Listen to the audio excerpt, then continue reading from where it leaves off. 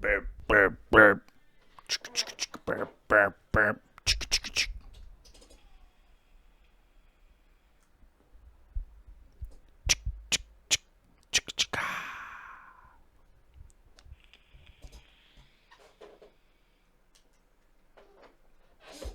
Do do do do do do do do do do do do.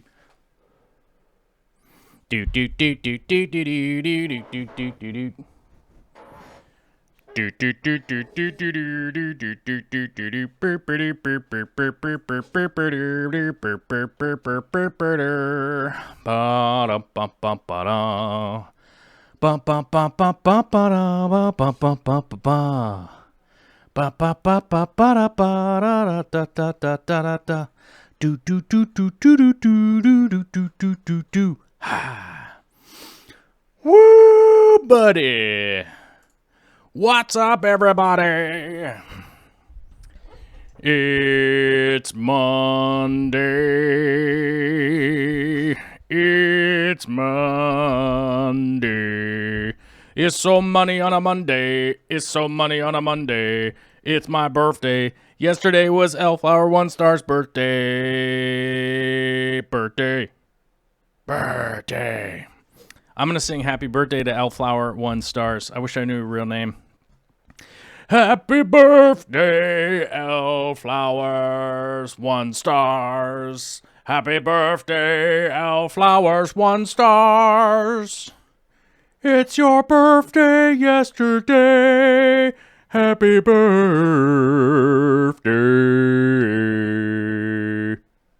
Hey, hey, hey to you. What's up, everybody? Yes, it is my birthday. Today is the birthday stream.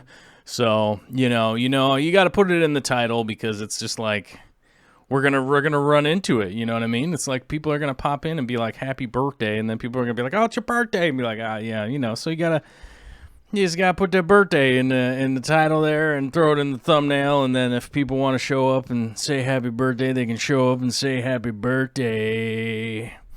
HDJC86 says your birthday is tax day. How dare you? Well, whoa. Hold on a second. My phone just turned on. Started playing. What are you doing, phone? Yeah, jeez. I swear, you put the phone down there and just plug it in, and then it just suddenly starts playing YouTube videos. That was weird. But before we get started here on the day, let's give a big shout out to Rumbust for the Swedish Krone 1798. 1798. He hooks it up, you guys. Big supporter of the show on a regular. Also, big supporter of the show, the Fish Tank Barn, with a happy birthday super chat. Thanks, brothers. Very much appreciate it. Caroline Epler, a brand new member. It's getting us closer and closer to be able to add more emojis, you guys. We're getting closer to the emojis mark where we can add more emojis, more custom emojis, guys.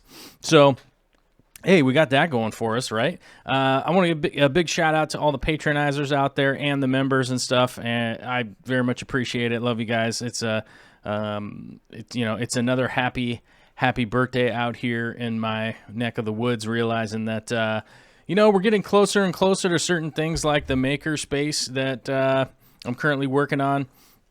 I'm going to go check some more locations, spend some time on the phone with a potential lease location that might work out.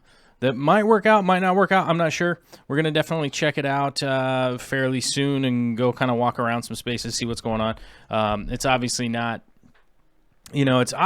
free, and I'm not necessarily like shaking the tin cup around like I get accused of every once in a while. But, as you guys know, it's not free to like produce stuff and do things like that. And I've yet to be able to get a company on board that's just like, hey, we want to fund like a 2-month filming project or even a month-long filming project or something like that. So, be damned if you try and damned if you don't keep trying, because I'm just going to keep trying. And, So I think the point that we're at right now is that we may or may not have a budget that we might be able to start out something small and see what happens.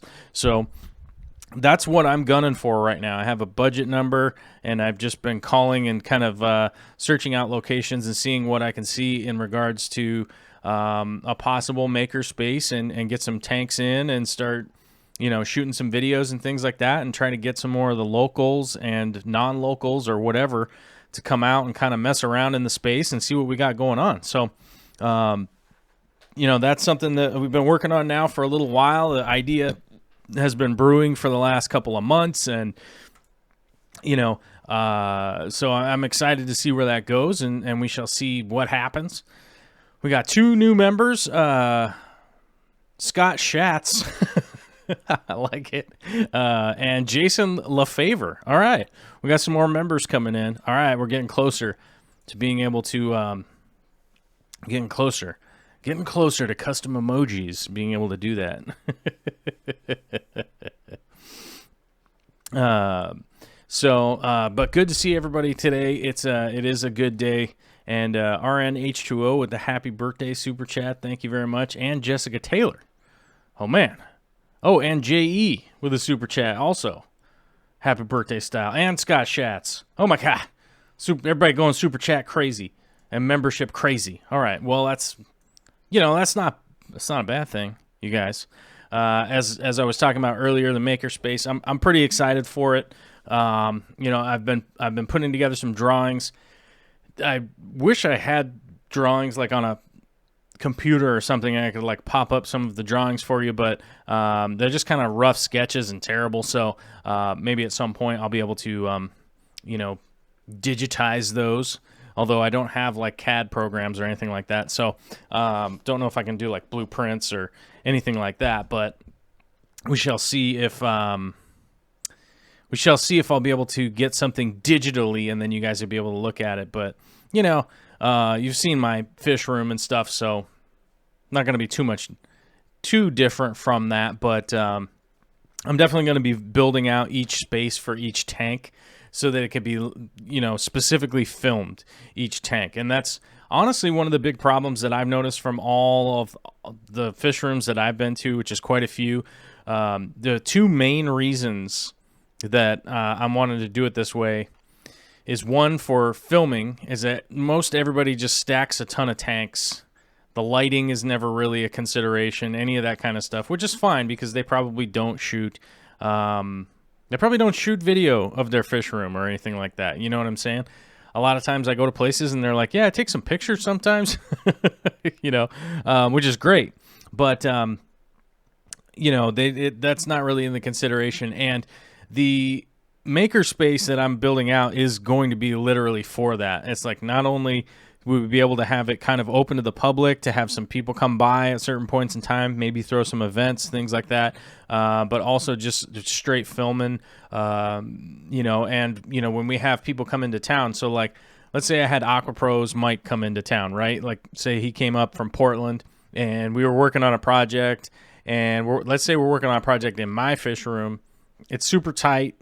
There's not a lot of space. There's a lot of reflections. There's a lot of crazy stuff going on. The lighting isn't that great. Sound isn't that great either. It's a very close ceiling and things like that. So there's a lot of difficulties for that, and I want a space that is literally just ready to do that all the time. And, I think the big payoff there for people that are on YouTube is that, more videos like, I think I put out a video on Saturday. I'm not sure. I think I put out a video on Saturday that was a more of a species spotlight type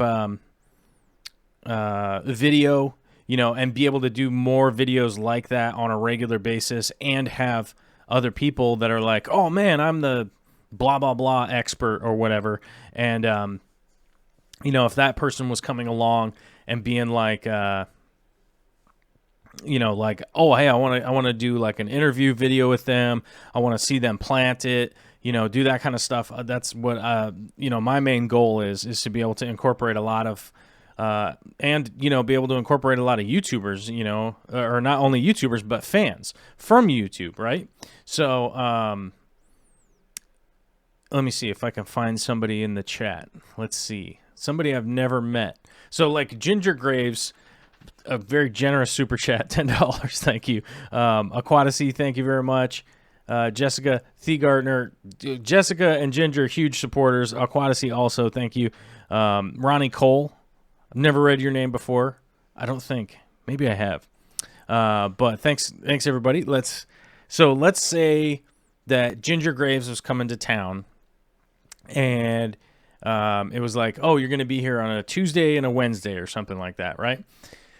It would be a perfect opportunity for her to be able to come to a public space that's like not having to come to my house and like deal with all this kind of stuff, but come to a public space that you could come to, and then we could shoot an interview. Like, what do you do? What's going on here?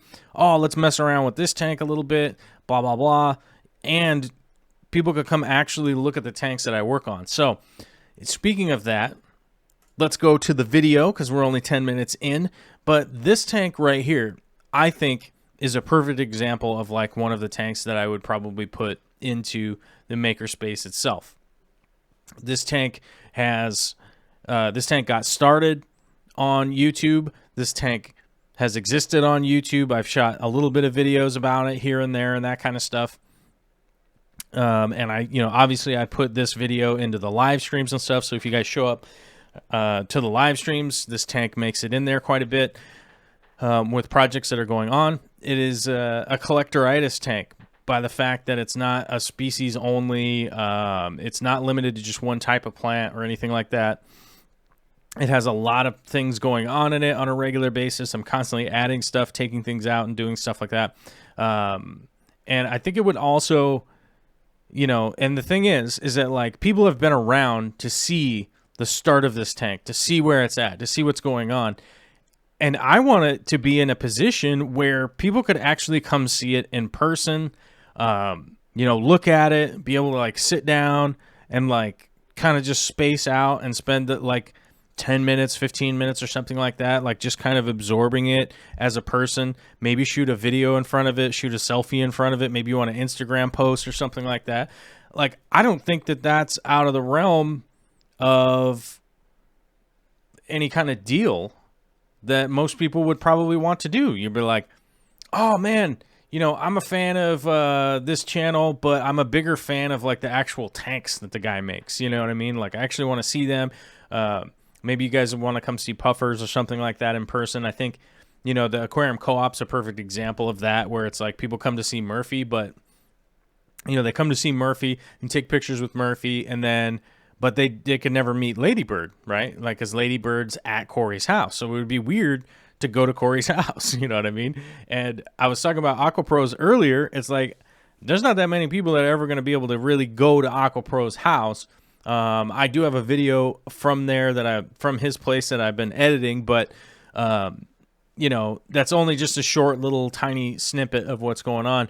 And I think that there's a lot of talented people in the fish keeping community, especially in the United States, that have no ability to get anything out into public. And that's honestly like one of my big problems, is that, my tanks don't ever make it out into a public space because it's not something that I necessarily grind on. I don't grind on, trying to find a business that wants to get a tank put in, because, I'm not an installation company, and I would like to expand, being able to go out and do some aquascaping at some times.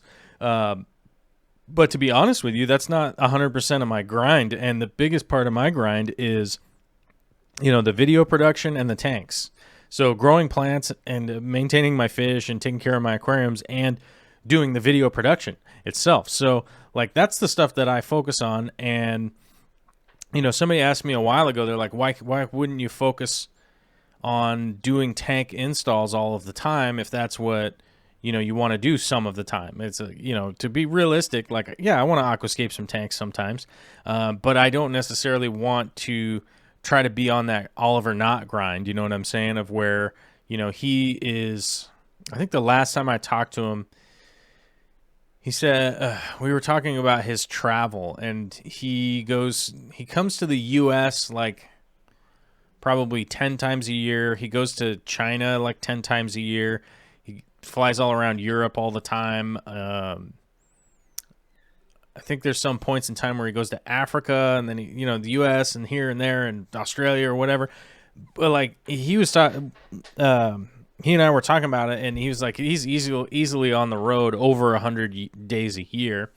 And Zenzo and I were talking about that a little while ago, and just how strenuous that is, and like I have to 100% take into account not that fish. Oh man, I had the arrow in the wrong spot. Hold on, I got to rotate the arrow, guys. Don't forget, this arrow's brought to you by... Oh, whoops. Hold on. I got to get the layout button. Wrong button. This arrow's brought to you by Largemouth Bass with a $10 super chat. Thanks, brother. He says, and I'll read the super chat here in just a second. But, I have my daughter here now, and I think, if I travel a few times a year, that's totally cool with me. But I don't think with my baby girl here, me being gone like 150 days out of the year is a good idea. I really don't. I really don't think that that's a good idea to just be gone from Olivia when she's this young. And realistically, my long-term goal, like if I was to look out and go 5 to 8 years from now, like I would love to be traveling more and stuff like that at that point in time, and be able to bring Vicky and Olivia with. I would like to be able to, have Olivia in Germany, for instance, and Vicky out in Germany, and be able to go out and do those kinds of traveling things. And right now, that's just not in the books. Like, I don't think I could take my travel costs and triple them and then just be like, yeah, let's do this thing, Maybe someday that's the deal, but in the meantime, right now, I feel like a makerspace, expanding kind of the business here locally and whatnot, and being able to try and expand the hobby here locally is a better idea. Some people have come to the table, sent me some emails and stuff like that, posted some comments, and they're fantastic ideas. And I want to point out a few of them. Like one of them was, why don't you just try to get a space in a store, like a local store? And, 100% had thought of that. I definitely went around to some of the stores, and I talked to some of the store owners and that I know. And realistically, it wouldn't be a good deal for me because I'm not a retail guy. And it wouldn't be a great deal for the stores because there would be far too many times that the project that I would have going there would be not attended by me, right? So I spend multiple days out of the week traveling to go work jobs. As you guys know, I work for the Aquarium Co-op now, 2 days a week, along with some other stuff that I do that doesn't really matter. But 2 days of the week, I drive all the way up with Olivia to go work at the Aquarium Co-op. I drop her off at my grandma's. I go work as long as I can until it's time to grab Olivia from my mom's and drive all the way back down. So it I would definitely 100% not be around whatever store installation I had for at least 3 days a week. So then as a store owner, they'd be like, well, there's like some days he's here, some days he's not here, some days whereas they have like the standard retail stuff going on where they're open like 7 days a week and then I'm not there, right? And another point of conflict would be most stores are either selling or carrying something that I may or may not want to recommend to people. So people would be asking me like, hey, what's up with this? And I'd be like, oh, yeah, don't buy that. Buy this instead. This is way better. And, a store owner may have some kind of agreement with a certain company or I don't know, and might turn off their customers to something that they're supposed to be selling this thing instead of that thing or whatever. I'm not a retail guy, so I literally am just like, I don't know, man. I just want people to get the best thing that's going to work the best for them and will hopefully like save them money and stuff like that and work better, So it would just cause so much conflict and stuff to try and do it in a store that it just, to jump into that and be like, oh, let's start a bunch of conflict right out the gate, I don't think would be a great idea. I'm going to move myself up here because there's less going on up here in the top. I'll move myself to the top corner up here. Let's turn the arrow off, guys. No. Nope, that's not the right one. That's the right one. There we go. I have it labeled something goofy. So you know, that had definitely crossed my mind, along with a few other things. So, but the reality is that, like, I think honestly, like, this is my vision. I'm just gonna have to follow through and go do it. You know what I mean? So, that's what I'm on about at this point. And I don't even know how I got sidebarred back on here. Oh yeah, so some other people's ideas, which are great. But the unfortunate thing is just they're probably not going to work within, you know, the space that's down here. Another thing I brought up was, why don't you build something out at Aquarium Co-op? I would love to. I would love to build something out with Aquarium Co-op, at Aquarium Co-op. You know, all of the people that work there, the business, the mentality, all that kind of stuff, I agree with. So that would be a perfect fit. Only problem is it's 70 miles away. Or no, sorry, not 70 miles. It's 58 miles from where I live, so 60 miles. And that is a big-time commute to be set up for, and Aquarium Co-op does not have the space for it. So there is nowhere that it could be set up anyhow. So for those multitude of reasons, it's going to end up being a problem. You know, so... And what was the other one? I can't remember now off the top of my head. Oh, I remember the other one was, why don't I team up with a fish club and set up a spot, you know, so that we could share the cost with like a local fish club or whatnot. To be brutally honest with you guys, the fish club that is up in the more north end of where I live, so up near Seattle, is the Greater Seattle Aquarium Society, the GSAS, the GSAS, right? Bentley's a member there. Let's see, who from the show? Alyssa Bentley, Bentley Pascal, and Jay Swift are all members of that club. I don't know if I'm a member right now or not. No, I mean, I know I'm not a member now, right, at the moment, but I go there and that kind of stuff. But they definitely beat out the other club that was down here in the South End, because a lot of the people from the South End just started going up there.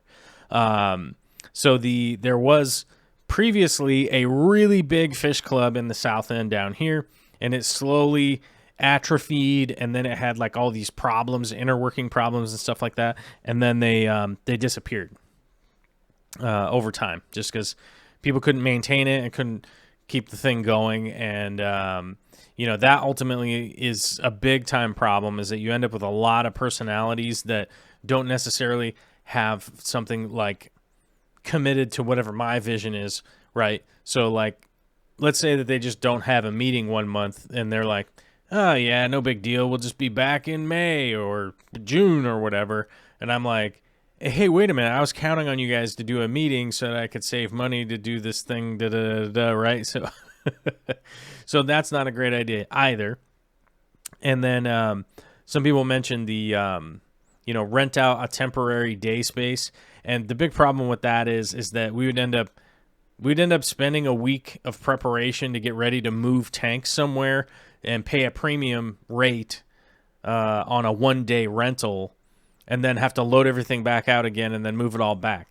And, which would be fine if I was just selling like paintings or something, right? Like, it's like some of my paintings. Like, let's say I did an art show. We loaded up all the paintings. We had a one-day art show. We'd load all the paintings back up and put them back into storage or whatever.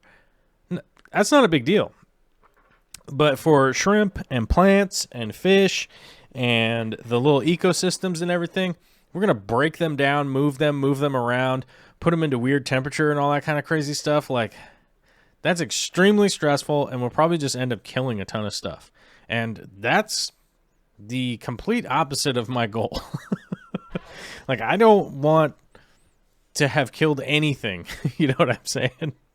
And so that's really against my goal for sure. So Largemouth Bass with a $10 super chat says, "You have inspired me to build a sump. Although it might be a while before I get to it, happy birthday and thank you for what you do," with lots of exclamation marks. I probably should have yelled it out. Well, thank you, and I do recommend people to run sumps, man. It just makes life is just way, way, way, way easier with the additional water volume, all the equipment down there, all that kind of stuff. Like, I did maintenance on 1, 2, 3, 4. I did maintenance on 5 aquariums today on my birthday, and not that big of a deal. It wasn't that big of a deal to do maintenance on some tanks today. One of the big reasons for that is because I got them all sumps. So it wasn't that stressful. It wasn't that crazy. So hold on a second, guys. I gotta plug in this thing over here.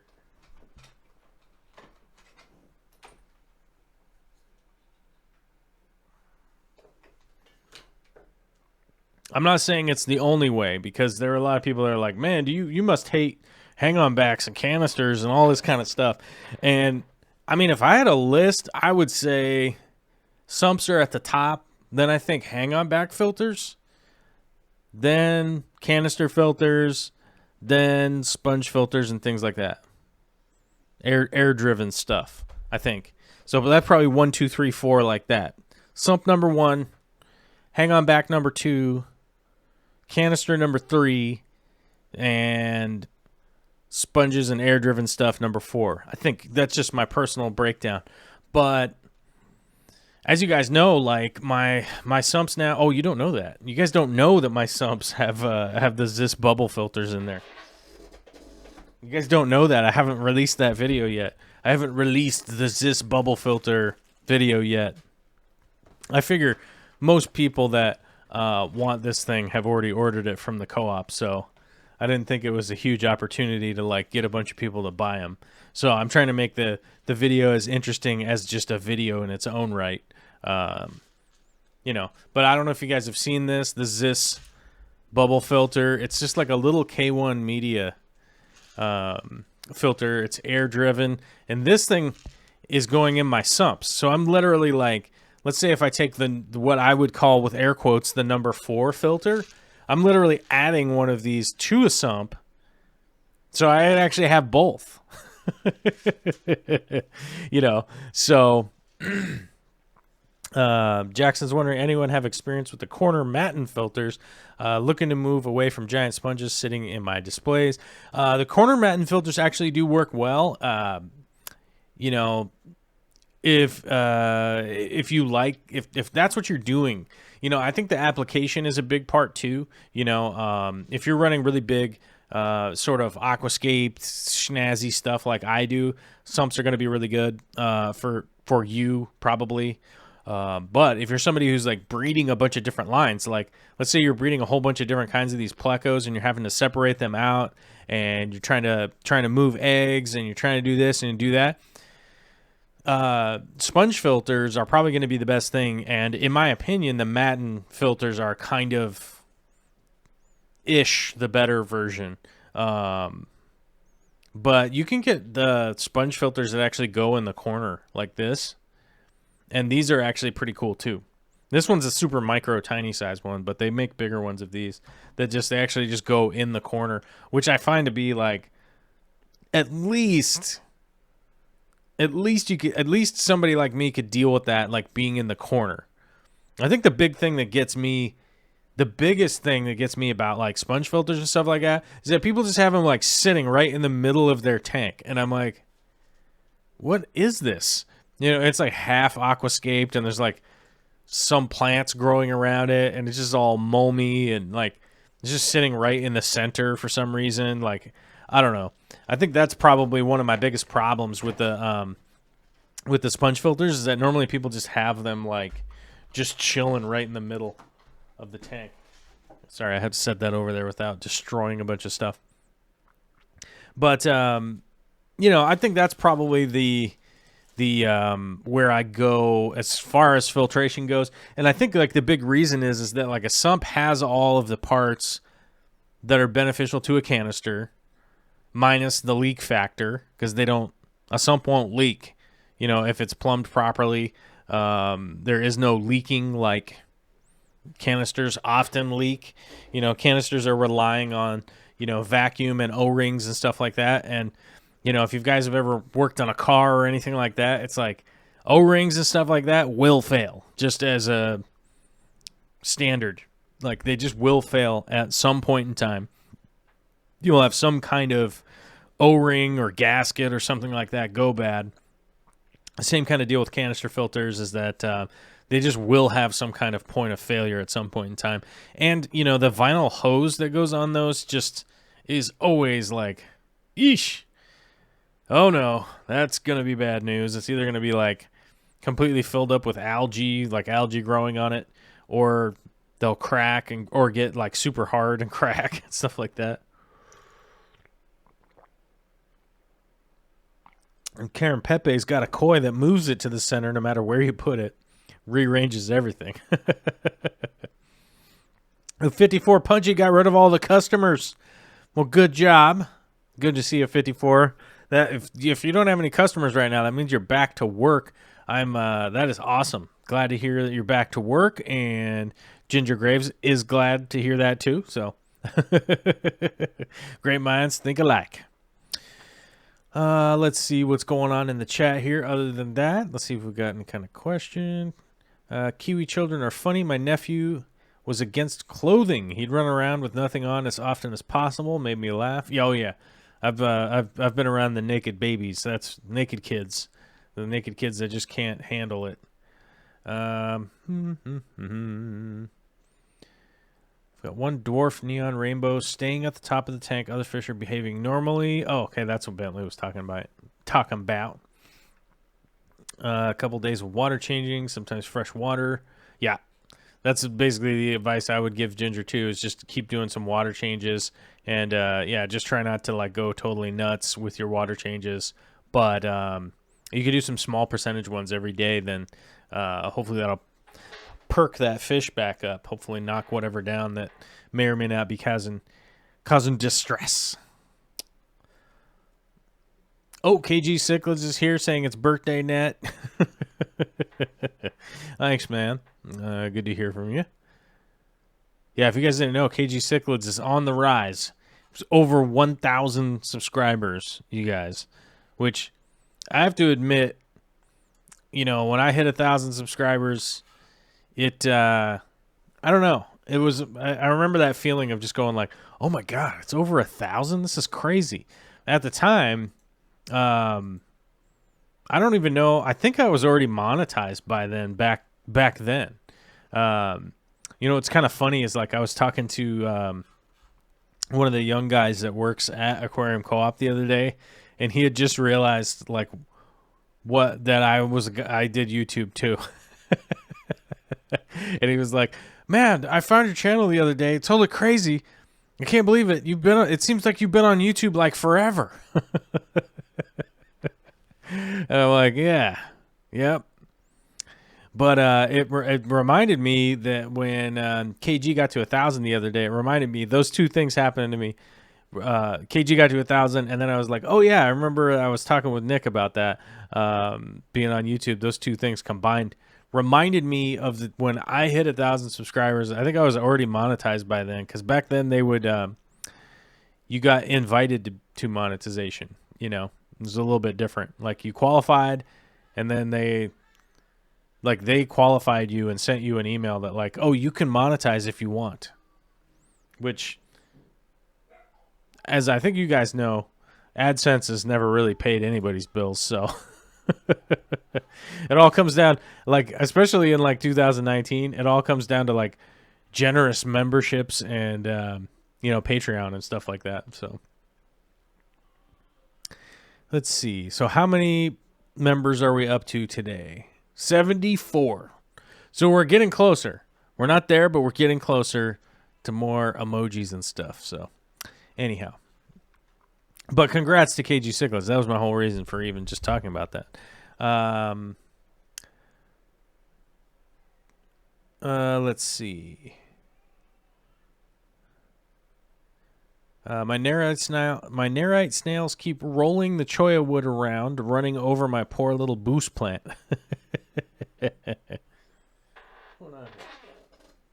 Sorry, guys. My phone is just doing all sorts of weird stuff today. Being birthday style. Oh, someone's at the door. Who is it? Is it a ghost?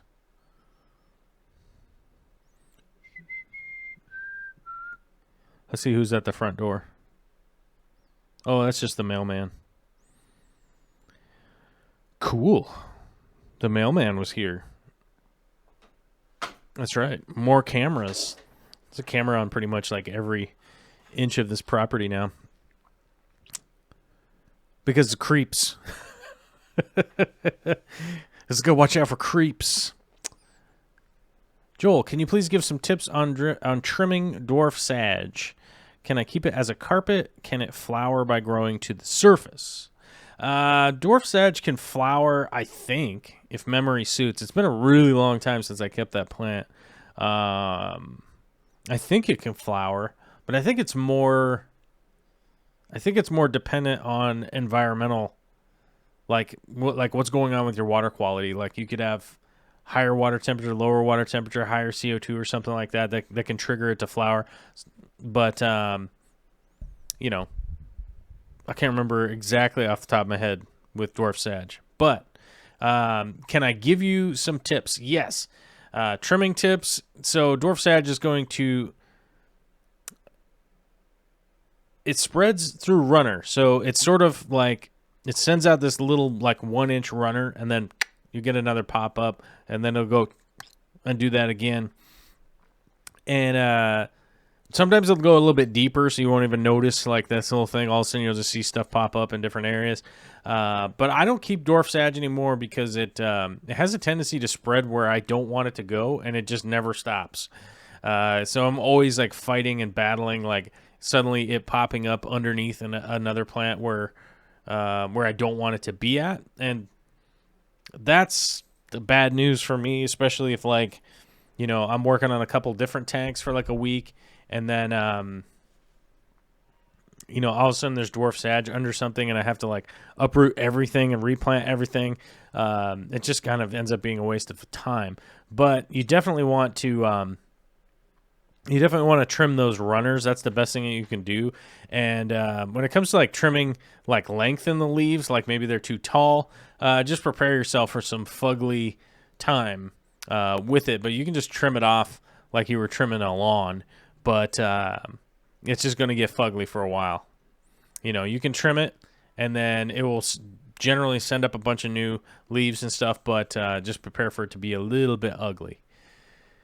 Al Janeco says, on your birthday, I had a root canal done, got home from the dentist, the numb wore off, and then I realized he did the wrong tooth, so now I have to have another one. Oh, man. How did the dentist do a root canal on the wrong tooth? Man, I always wonder about going to the dentist.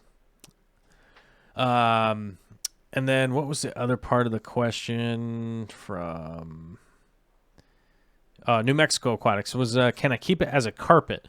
I think, you know, as far as dwarf sage goes, like I think that's all I would do with it. I would only just keep it as a carpet. That would be like the only thing I would do with it at this point in time.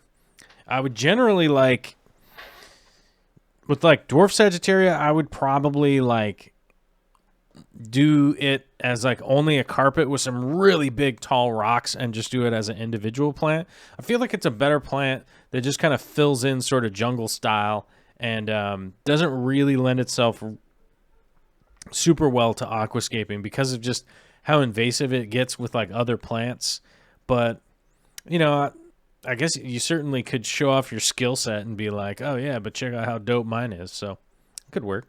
Scott Schatz says, I used liquid CO2 as a rub on some plants that had heavy blackbeard algae. I got rid of the algae, but melted all of your Cryptocorini undulata. Science. Don't worry too much about the crypt melting back. That would be pretty typical, especially,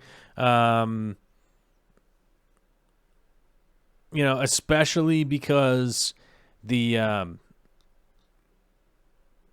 the liquid CO2 that you put on it will definitely knock back the blackbeard algae, but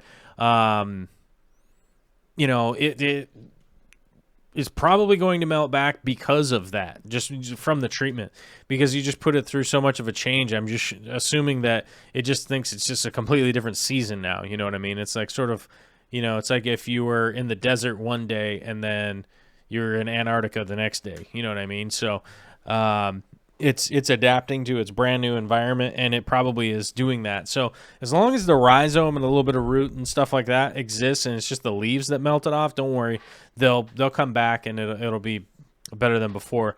But the one upside to that is that instead of just trimming all the crypt leaves off, which I've seen people do that before, and it will grow back. If you allow them to melt off, then they're going to pull back a lot of that energy into the root and rhizome and stuff. And when it sends out its new leaves and whatnot, it's not completely exhausting all of its reserves. So most plants have a reserve, so like if, let's say this crystal ball is the plant, and then this roll of electrical tape is the roots, right? If we cut off the top of the plant and the roots and everything are still there, it's got some reserve energy that will send up new leaves and a new plant to be like, oh no, we got to send out the new plant like really rapidly in order to get back to photosynthesizing, right?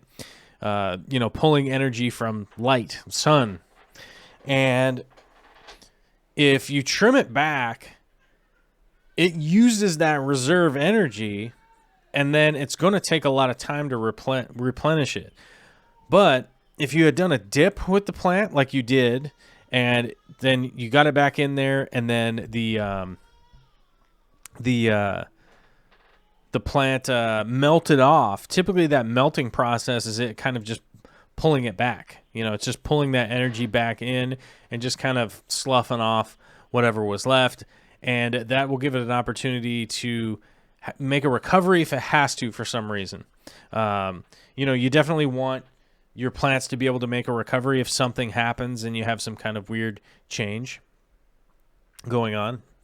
Elfflower 1 says, Joel Flip Aquatics is setting up a gallery. Maybe he will let you display some of your tanks. Just a thought. Corey from Aquarium Co-op and his wife came down yesterday. We went out to a birthday movie and some food. So really fun little birthday celebration to go out on a Sunday, see a movie, that kind of stuff. We went out super early. Like we saw the 10 a.m. show, like we're 100 years old. But, we came down and we were actually talking about that. He's like, oh yeah, did you see Flip Aquatics posted up a video? And hey, you guys know I love Rob. I think Rob's a good guy. I wish them the best on doing their gallery, and I give them the exact same thing that I've even told you guys about them. They're doing a gallery. I'm doing a maker space. I don't know. Is it kind of the same thing? Probably. The idea is not that far off from each other, and as I mentioned like a couple weeks ago when I started sort of talking to you guys about the idea of building out a space, people were like, man, don't go saying that on the internet. Somebody else will get the idea, which I've always been like, yeah, I hope other people get the idea. I want this hobby to thrive. I want there to be a maker space in every state. And I'm in Washington State, and Rob is in Ohio State. And by the way, Rob's not in like, it's not like he's in Cleveland or something. Like you just fly in and go to Flip Aquatics.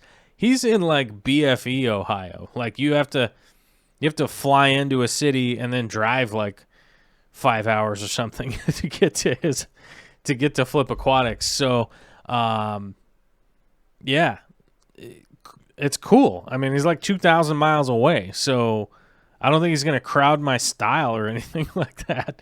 And as far as me putting a tank in there or anything like that, I think a 2,000-mile commute is a little bit for me to handle. And I don't think I could afford like a $500 plane ticket every couple of weeks to go out there and maintain it. So, I mean, And maybe he'll have me set up a tank there. Okay, but we have not discussed it. He did text me this morning, happy birthday, but you know, that's kind of the way that it goes these days, is that you really don't hear from people for really long periods of time, and then all of a sudden on your birthday you get, you know, like a Facebook or a text or something like that. And I don't know, I haven't heard from my dad in months, but I got a text from him this morning, happy birthday. So, you know, like, cool. My cherry barbs eat hair algae but never touched blackbeard or staghorn. I never rely on fish to eat algae unless it's their main source of food, like autocinclus or something like that would be a good example. You guys are actually noticing this 120 now. There's a bunch of super red bristlenose placos. Those are a bunch of the offspring that were bred in the 240. I just grabbed like 10 of them out of the 240 and plopped them in here because I'd like them to have a little forever home. You know? Be like, hey, this is your guys' spot. And I'll tell you this much, they're all happy so far, and there's lots of little cavelets and stuff in this hardscape that I built, which I'm actually super excited to start building the new hardscape for the 240.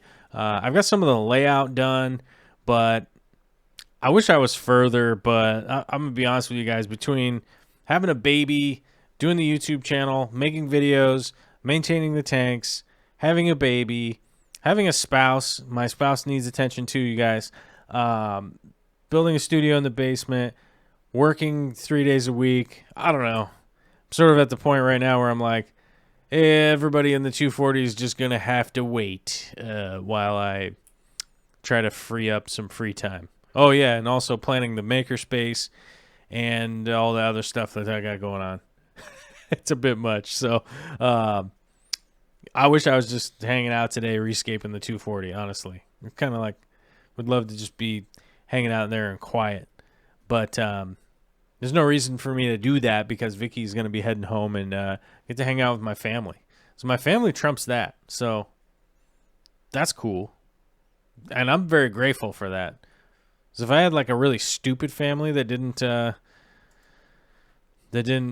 trump that, then I don't know. I would be like, man, I'd be remiss. So I'm pretty lucky.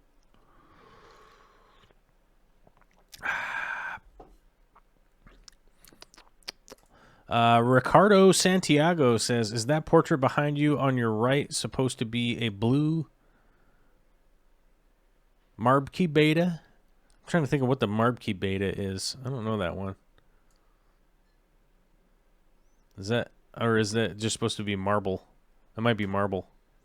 Is K right next to L? Yeah, it's probably a blue marble beta. Yep.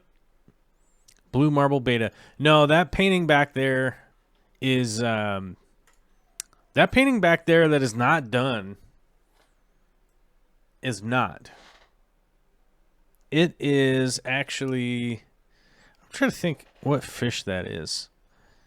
Let me see if I can't it's been a while since I worked on that, so I'll be honest with you guys. I'd have to look up what I was doing because I had a reference picture that I was working off of. Let me see if it's in here. No, not there. Nope. Oh, no wonder I couldn't find this video. It's in... Okay.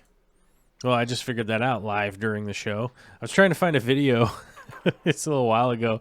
And I was like, oh, man, I must have deleted it. Like, no, I put it in a different hard drive, which is weird. I don't even know why I would have put it in that hard drive. But, you know, sometimes you have a show and sometimes you learn some things. Let's go over here. This.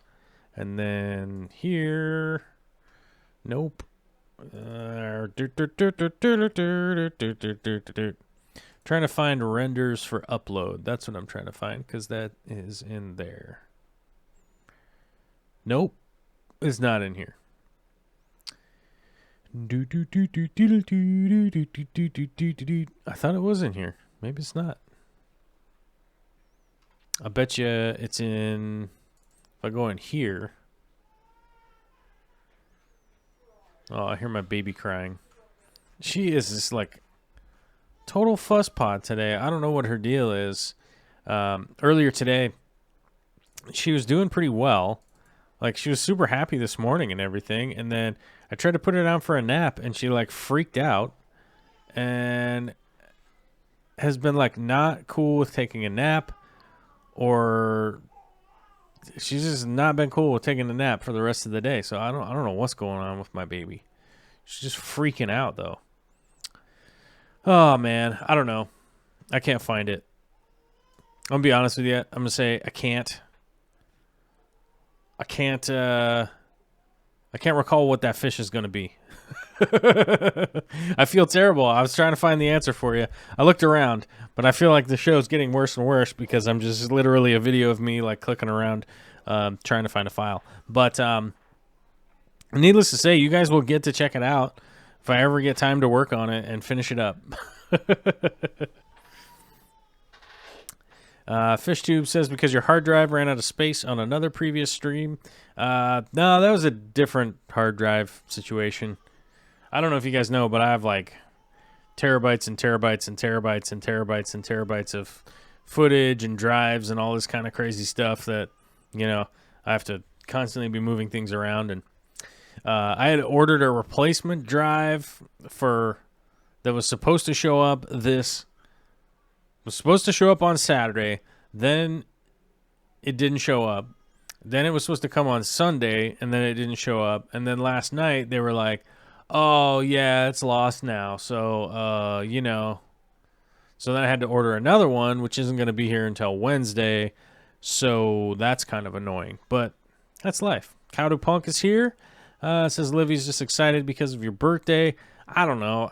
She's just having a weird day. She's a baby, you know. She's like, how old is she now? Like 5.5 months. So I think 5 months. Yeah, 5 months old. So, you know, it's hard sometimes. Try to figure out what's going on with you when you're 5 months old. Boop boop boop boop boop boop doo doo doo doo doo doo. I can imagine renting a tank at a makerspace, signing a 6-month lease or something. I bet you, Alyssa, Bentley, and probably Jay, and probably a couple other people will be down with doing something at the makerspace. I'm not sure if I'm going to lease out space at it or not. So I don't know, but if there are potential people that do want to lease a space, I think it's a good idea to let me know ahead of time. Because, you know, let's say just for simple numbers' sake, like let's say the rent was $500 a month, and I could have 5 spaces in there, so $100 a month per space, right? Like, let's say that's what it was. That's not what it is, but let's just say that's what it was. Then I would need to know that ahead of time, because let's say I was planning on using all 5 spaces. I'd be like, oh, I need to get a place with 8 spaces. You know what I mean? So if anybody wants in on that situation or whatever, be free to contact me, joel@darkstararts.com. That's my email, and you'll be able to get a hold of me by emailing me, and then I'll be like, oh, what's up? I don't have a perfect track record, so if you don't hear from me in a couple of days, chances are I've probably gotten a whole bunch of emails, and it's just moved down the queue, and I probably have forgotten to reply, you know? Let's see. You can find out by stretching her legs over her shoulders. For what? Lots of times it's gas. Yeah. That baby farts a lot and gets emotionally distraught about her farting situation. So, yes, that's for sure. Scottish Aquatics says, happy birthday. Well, happy birthday to you, too. Wink, wink. All right. I think I'm caught up on the chat.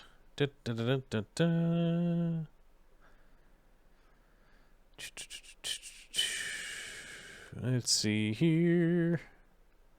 Alyssa says, I will contact you. Oh, well, yeah. Alyssa, you have the bat phone number and everything. So, yeah, just give me a call. We'll figure it out. Ba-ba-da-ba-ba-ba.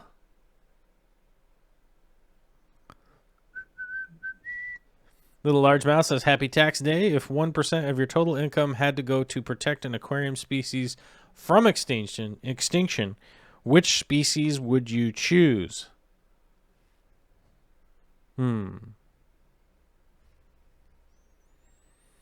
If 1% of my income had to go to protecting a fish from extinction, which fish would I choose?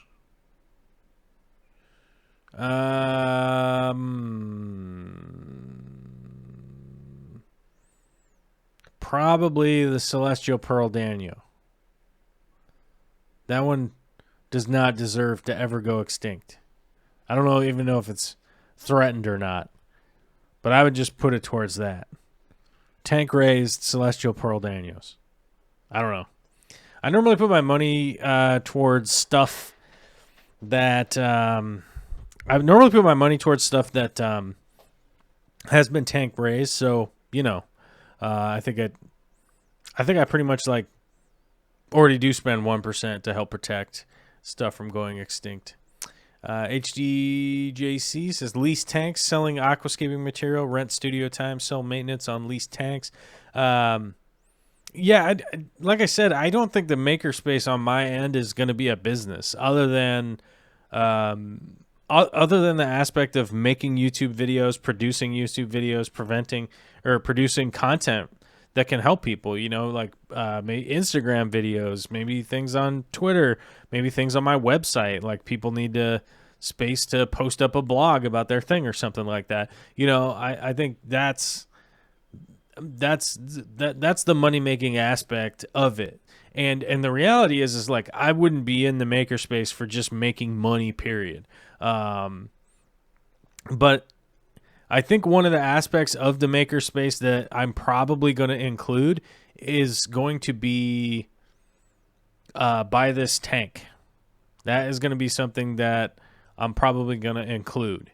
Is that I literally just like, post up all the cost of the of whatever tank. So like, let's say for instance, somebody really wanted to buy my 240. Let's say that it's not for sale and it's also like kind of strange. Maybe it's somebody I've never met before, but somebody really wants to buy my 240 or something. I think the only thing that I'll have is just like a buy it now situation. Right? It's just that like you could literally just be like, how much for that 240? Like that one specifically right there that you're working on. And I'd be like, I don't know, $5,000, right? And let's say it's worth more than $5,000 to me and I wasn't ready and somebody asked me that question. That's probably the only thing that I'll have set up, that you could like literally buy one of my setups if you wanted to. And obviously the price is not going to be like $1 per gallon, but if somebody wanted to buy a specific tank, I think that's the only thing that I would have for sale per se at it. Bentley Pascal says, I was going to give him some of my Biscoff stockpile at Aquatic Experience last year, but was running low. I may have to ship some out. Yeah. Bentley Pascal, he Amazoned me some Biscoff cookies, let's just say for my birthday and a project that we're working on. So I was working on a stand for Bentley, and then I was unhappy with the design, so I went back and I've started cutting some other pieces and stuff to make his stand different.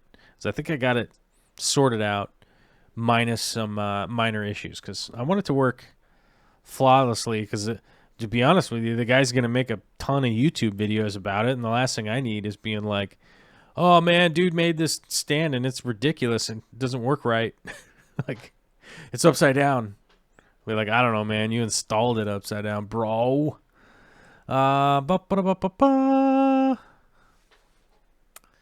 Let's see.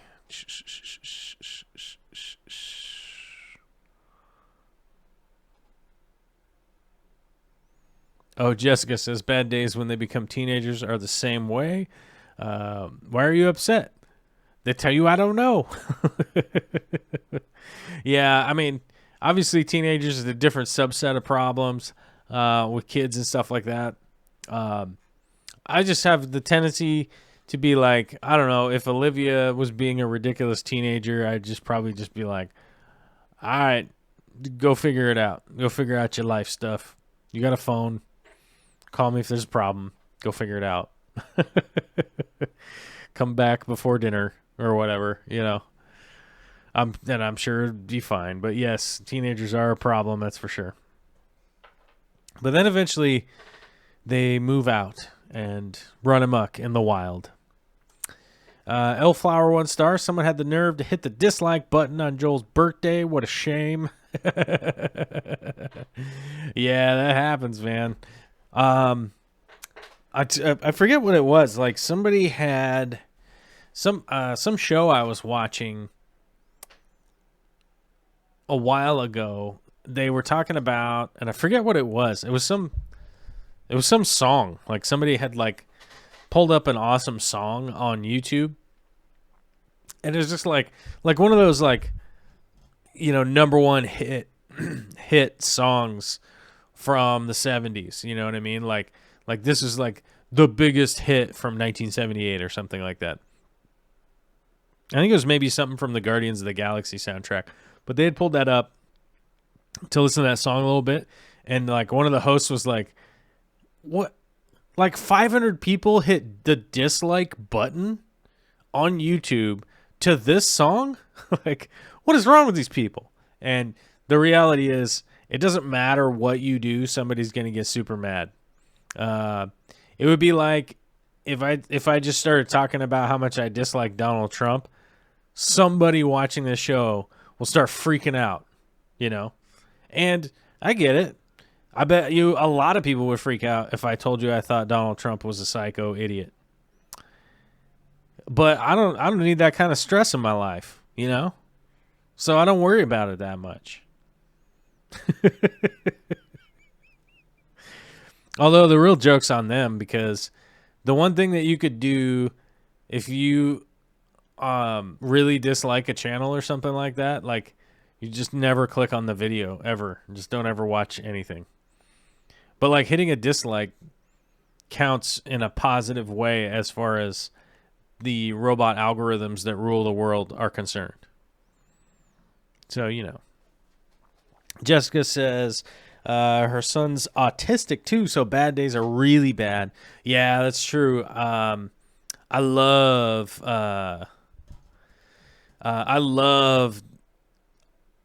honestly, like I love spending time with autistic kids. I really do. Like I really, it's not easy. I don't say it was easy, but I love being around autistic kids. Like, I don't know, have some kind of connection with them, but it can be really difficult for them to navigate, and it is extremely difficult when they sort of just like a threshold, and once they get past that, man, it is hard. It is really hard to like try and get them to wind back down. You know, and hopefully I didn't say anything that's you know, out of line or anything, but like, you know, when you get them to like calm down, or when you're trying to get them back to calm and feeling okay, that's a rough one. So I empathize with that, but Bentley Pascal says either I'm hallucinating or a dislike literally just happened after that. Yeah, probably. I don't know. People get super pissed. They're like, that's my president. And you're like, he's still crazy. Whoops. Spilled coffee. We got a $10 super chat from Alvin Alejo. Where's he been? Where have you been, Alvin? Says, my bad on ghosting. Finally back in the States. Got to set up a 40 saltwater for a new porcupine puffer. I finally got my hand on another Achilles tang I'm getting tomorrow. Happy birthday. Oh, man, it's good to see Alvin Alejo is back in the States. You know, Alvin was deployed there for a while. We're not going to talk specifically about, you know, what he was doing, who he was handling, with his hands. He's had to grapple with some dudes or whatnot. We won't talk specifics because it's below all of our pay grades. But it's fantastic to have you back, brother. Super good to see that you're here. And I'm glad that you're back in the land and you made it home safe. That's awesome. Big D Smoke says, it's funny how people swear they can't stand someone or their videos, yet seem to watch every one of them because they're always in the comments. Yeah, that always cracks me up. I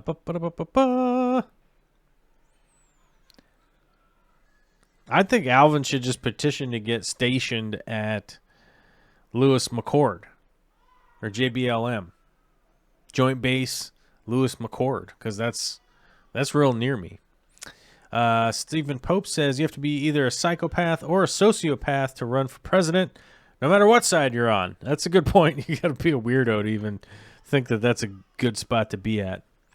Cheshire Cat has ADHD and bipolar, so childhood and teenage years were really hard and stressful and emotional. I can imagine 100%. Especially if they put you on lithium and that kind of stuff. That's wild.